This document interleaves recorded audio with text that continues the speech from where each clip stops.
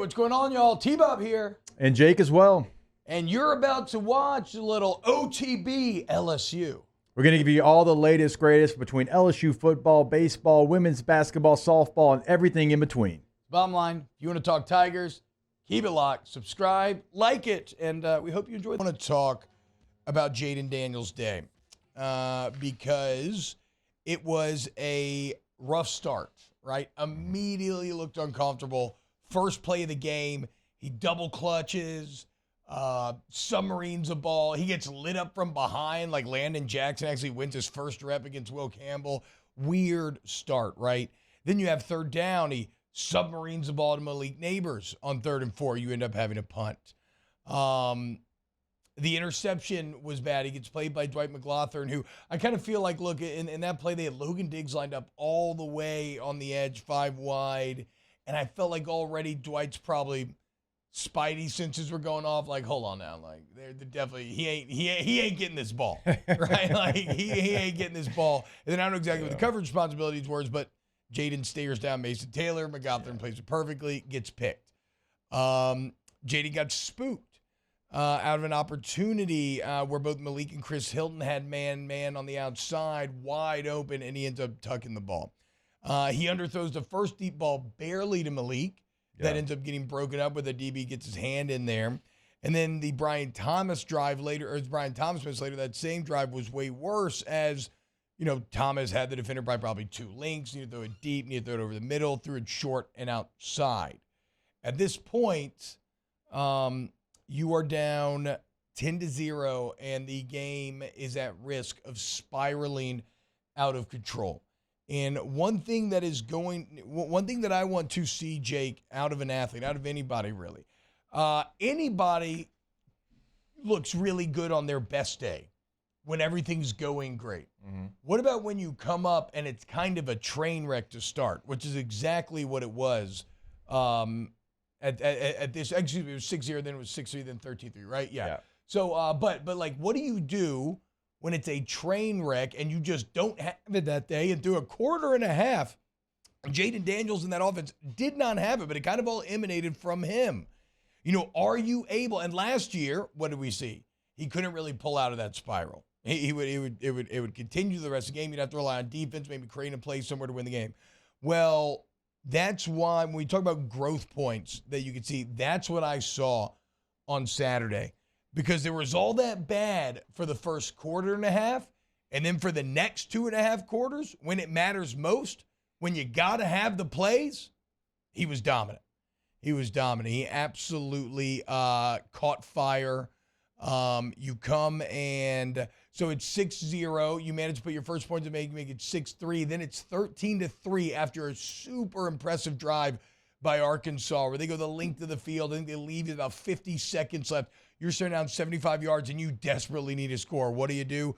2 bombs, bang, bang. Suddenly it's 10-7 at half. You manage, suddenly it's 13-10 at half. You manage to get in. What do you do when you come out the second half? Bang, bang, another deep ball, and your receiver makes sure we can get in all that. But suddenly it's 17-13, and Jayden Daniels never looks back after that point.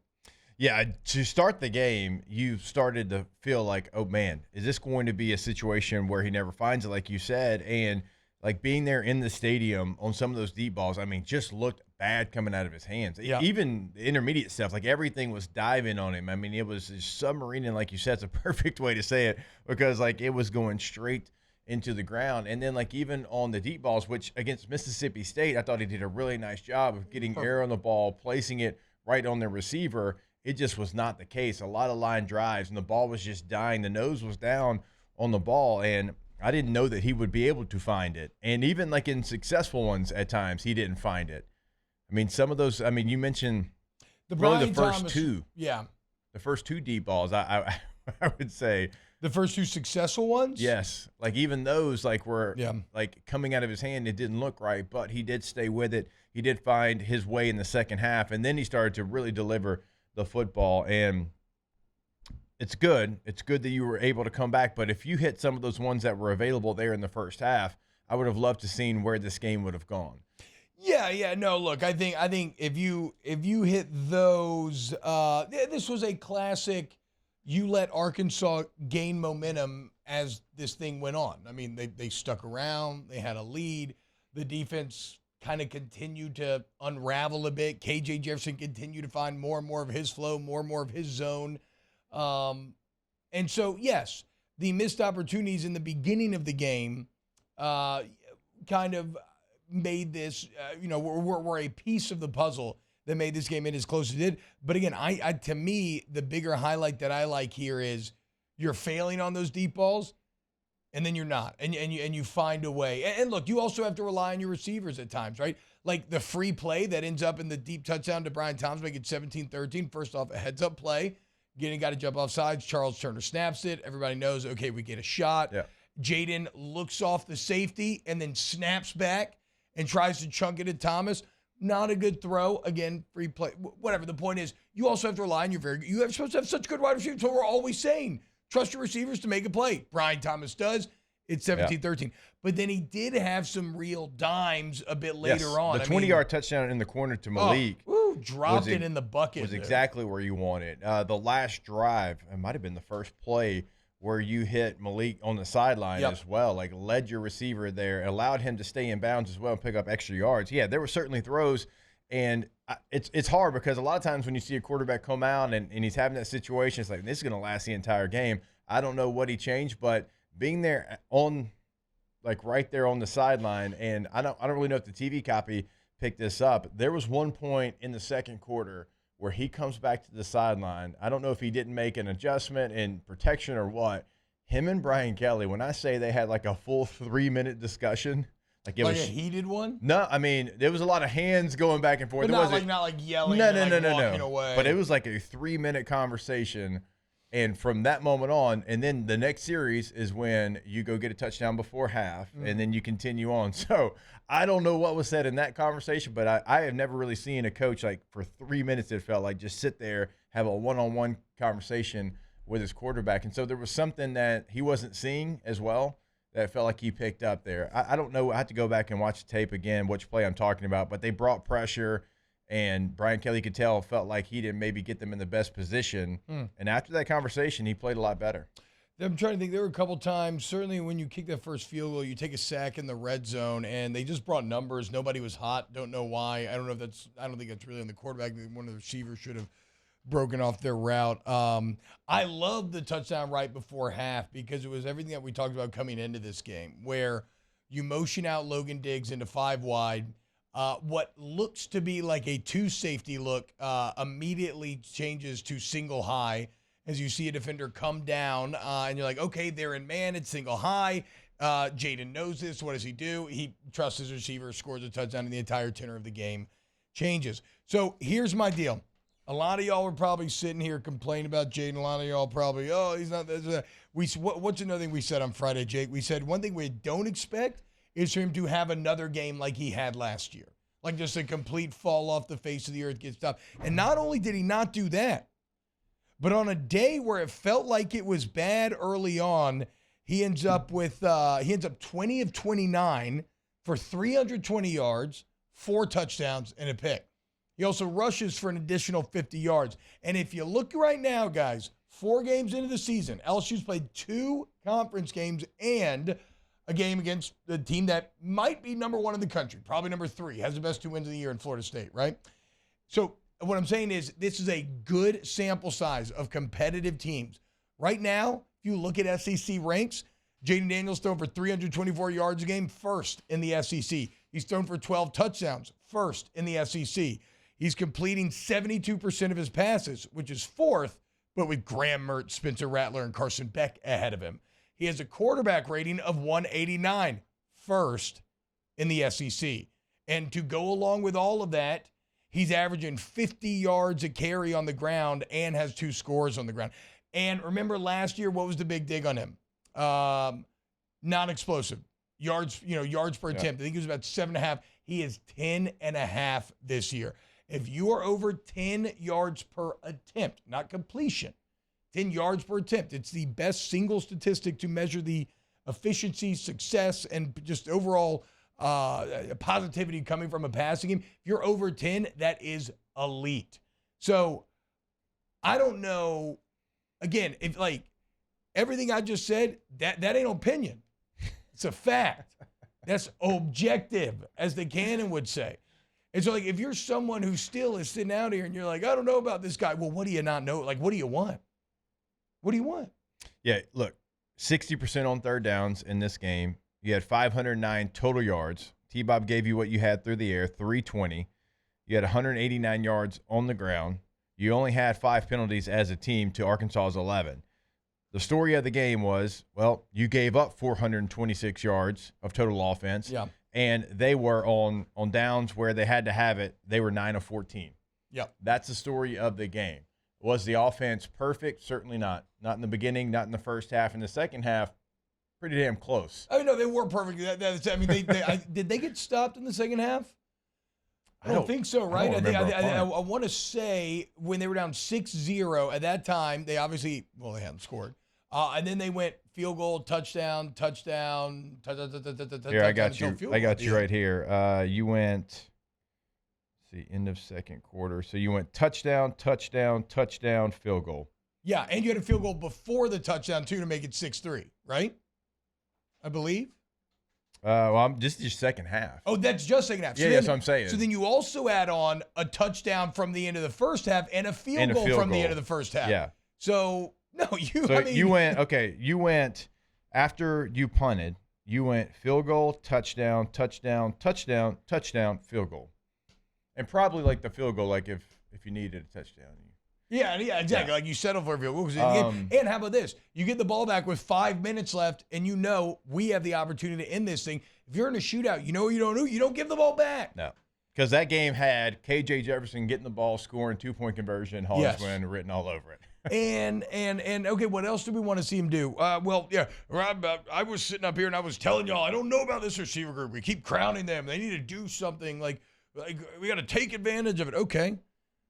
On Saturday, rival game for a trophy, Brian Thomas, 5 catches, 133, 2 touchdowns. Malik Neighbors, 8 catches, 130, 2 touchdowns. Go to Malik Neighbors' SEC ranks. 130 yards a game, second in the conference. 32 catches, first in the conference. 5 touchdowns, second in the conference. Fun fact, Brian Thomas, 5 touchdowns as well. The receiver room is exactly what we thought it would be. Now, third option, still like to see a third option maybe continue to try to be there. We thought it was Kyron Lacey. Right now not playing as much as he was at the beginning of the year. Chris Hilton's been in there a little bit more. So I think it's probably Hilton, right? And just like kind of a Shaheed, like deep threat type of guy. But I don't know, actually, because Brian Thomas and Malik Neighbors are pretty good deep threats on their own. When I'm looking at the plays as far as how many they played in the game, I think the offense had 59 plays. Brian Thomas played 57. Malik Neighbors played 55. Aaron Anderson played 20. Chris Hilton played 19. Kyron Lacey played 19. So that's kind of the receiver breakdown. But, going back to what we were talking about with all the success, like why we're talking about the defense to start the show, because Arkansas also went field goal, touchdown, field goal, touchdown, and then interception at the end of the game when they were just trying to throw a prayer up in the air. So yeah, I was like searching for the second pick when I saw it in the box score. I was like, where is it? And I was like scrolling. Oh yeah, I forgot about that. Shout out to Alexander, give him stats. So there was only 2 punts? 2 punts in the game, maybe 3? Yeah, not a lot. Not a lot of work for the special teamers there.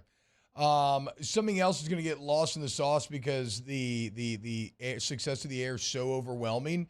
The emergence of Logan Diggs continues to be so nice for this team. 14 for 97 in this game. And you still have depth, right? I mean, Josh Williams had some big moments. He obviously had the huge 41-yard run. His only carry, yeah. He had a great catch as well where Scans gets out, get the ball, go, exactly what we want to see. Good pass blocking from Williams, you're always going to get. But Logan Diggs is really, Jake, you probably speak this, I mean, not probably can.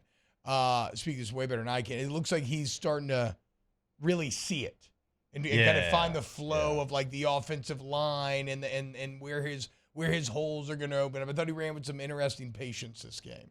Yeah, because he's got some juice to him, and sometimes when you have too much juice, you run into the back of your offensive lineman, as you know very, very well. But you're starting to see him even with that same juice, really be patient. He led the running backs, obviously, in snaps. He had 37. John Emery had 14. Caleb Jackson had 4. Josh Williams only had 4 and touched the ball twice in those 4 attempts. And so it'd be interesting to see kind of what his role ends up being. I mean, his one carry was a 41-yarder. But Diggs right now, I mean, patience and then finding the crease. And then once he finds the crease, the most impressive thing is that acceleration he has to go from patient, and then just maximum speed. That's what makes him dangerous right now. He's running behind his pads, and he's giving you something right now that you desperately need. Like, you need that running back because you're a zone run team. That's what you are. You're not going to be incredibly diverse in the run game as far as the scheme.